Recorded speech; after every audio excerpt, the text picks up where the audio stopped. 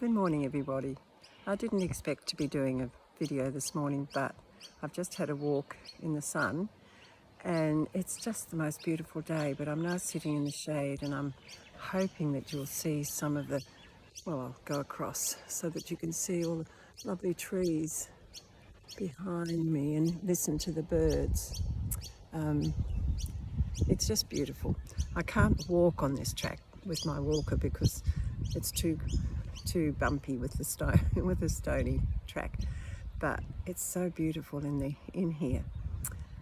We've had a lovely Christmas. It's been a really different one. We've had two New Zealand families over here, our daughter who's married to a Kiwi and my niece who's married to his brother. So two cousins marrying two brothers. So they've all come over, plus the eldest, my great nephew, who must be 24 I think, and his beautiful French girlfriend who's used to quiet Christmases in the cold and came into the hurly-burly of 18 of us, which was just wonderful. But we asked her how she was feeling and she said it was like a beautiful tornado, being in the midst of a beautiful tornado. So that was lovely. She's the sweetest girl. And my hand seems to be shaking with this, so I hope it's okay. Another highlight of the day, it's a lunch, Christmas lunch, late-ish lunch.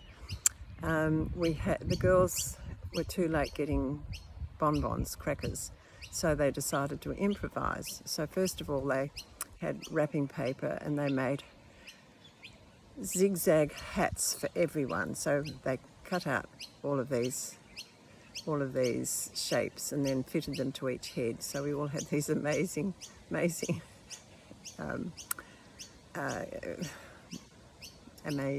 what do you call them?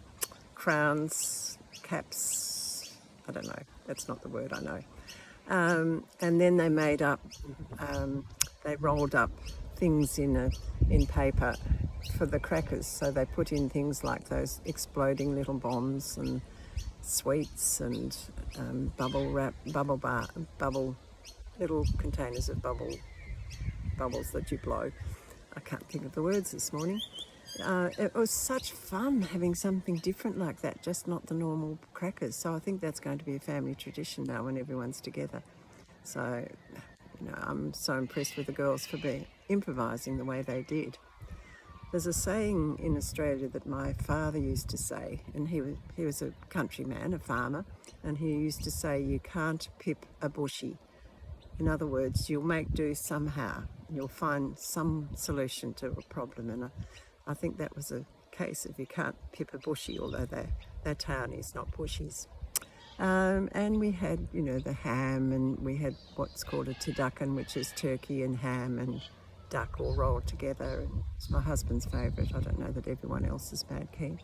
And plum pudding and hard sauce, and daughter Kate had made she called it a sort of trifle, but it sort of was, but it wasn't either. It had lemon curd, mascarpone through it, and the sponge cake that she'd made. It was delicious. It was really nice. And we sat there.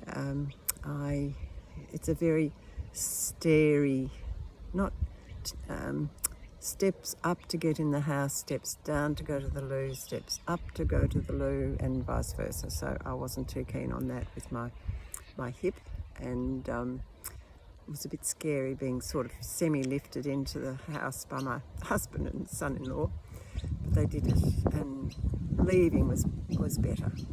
But it's such a lovely fun day, and it's lovely for me to see all the grown-up grandchildren. The youngest one is nearly 14, and then they go from 18 to, and there was a grandson from Perth he's the oldest of them all, he's 28, but most of them are around sort of 21-ish.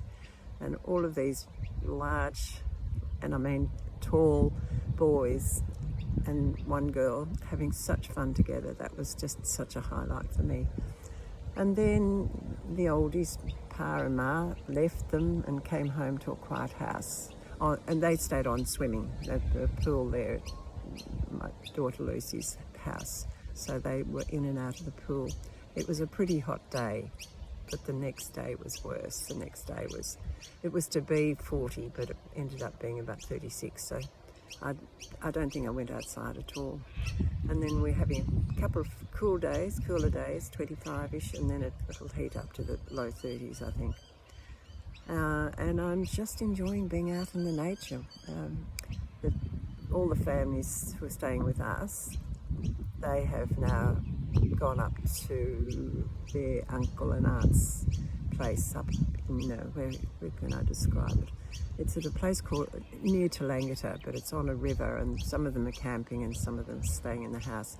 So we've got our house back to just us until tomorrow night. But we do have the 3 dogs, and being no trouble at all, so that's fun too. We've just had a lovely Christmas, and we've still got, I think the grandsons are going down to Melbourne on maybe the 30th, and I don't think they're coming back, but I'm not sure about that.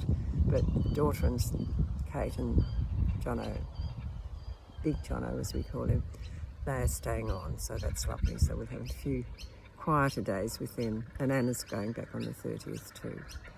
So yeah, it's been a lovely time. Oh, there you go.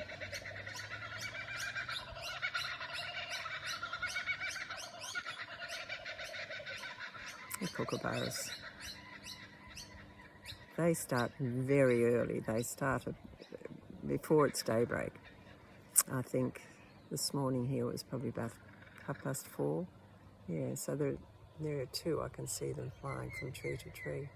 So there's a bit of Australia for you. And I hope you've all had a lovely Christmas, a peaceful Christmas.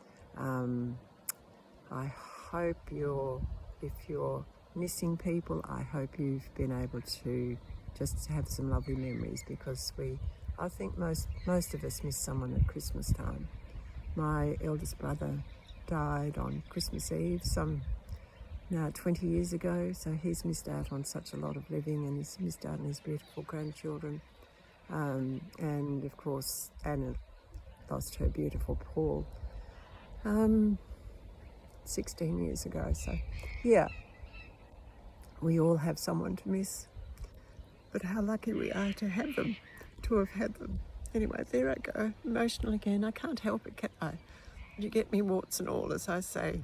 So anyway, I may get on before New Year, I don't know. I haven't been doing much writing of poetry because the house has been too busy and noisy. Anyway, hopefully I'll get back to it shortly. Love you all, and happy Christmas, or happy post-Christmas, and happy New Year. Bye.